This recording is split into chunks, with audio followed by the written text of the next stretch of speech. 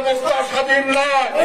মাননীয় প্রধানমন্ত্রী, আপনি ইচ্ছে করলে বেগম খালেদা জিয়াকে মিথ্যে মামলায় সাজা দিয়েছেন। আপনার ইচ্ছাতেই বেগম খালেদা জিয়ার বিরুদ্ধে মিথ্যে কলঙ্ক দেওয়া হয়েছে। আপনার ইচ্ছাতেই আজকে বেগম খালেদা জিয়াকে গৃহবন্দী করে রাখা হয়েছে। আপনার ইচ্ছাতেই তারেক রহমানকে অন্যায়ভাবে সাজা দিয়েছেন, যাতে তারেক রহমান দেশে ফিরতে না পারে। গত কয়েকদিন আগে তারেক রহমানের বিরুদ্ধে নতুন করে গ্রেপ্তারি পরোয়ানা জারি করেছেন। শুধু এটুকু বলতে চাই, বেগম খালেদা জিয়া জেল খাটার দিন শেষ হয়ে গিয়েছে।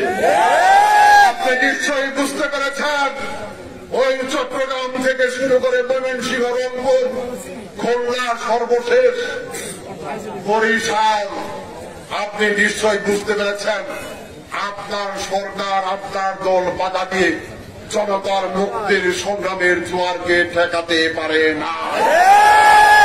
এই জোয়ারের তুপে আপনার অবৈধ সরকার ভেসে যাবে। আগামী দিনে বেগম খালেদা জিয়া মুক্ত হবে, তারেক রহমান বীরের বেশে গণতন্ত্রের মানুষপুত্র হিসেবে বাংলাদেশে ফিরে আসবে। আপনি বেগম খালেদা জিয়াকে জেলখানায় ঢুকানোর চিন্তা না করে নিজের চিন্তা করেন। বেগম খালেদা জিয়া যদি আপনার ইচ্ছায় অন্যায়ভাবে শুধুমাত্র এতিমের টাকা চুরির মিথ্যে অভিযোগ এনে 2 বছর জেল খেটে থাকে, তাহলে আপনি শুধু এতিমের টাকা না, সারা বাংলাদেশের মানুষের ভাগ্য মেরে সারা বাংলাদেশের মানুষের টাকা লুটপাট করেছেন। রাষ্ট্রের টাকা লুটপাট হয়েছে। আপনার সরকারের সময় ব্যাংকগুলো দেউলিয়া হয়ে পড়েছে। আপনার সরকারের সময় লুটপাটের মধ্যে দিয়ে বাংলাদেশ ঋণগ্রস্ত দেশে পরিণত হয়েছে। আপনার সরকারের সময় এই বাংলাদেশ থেকে 10 লক্ষ কোটি টাকা বিদেশ পাচার হয়েছে।